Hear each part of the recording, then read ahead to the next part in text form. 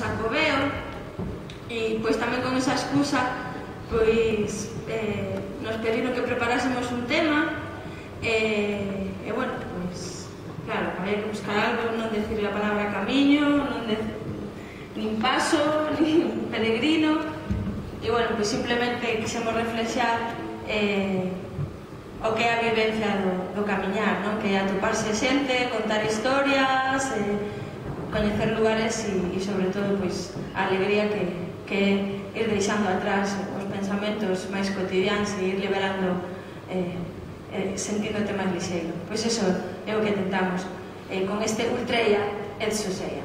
A ver se nos gusta.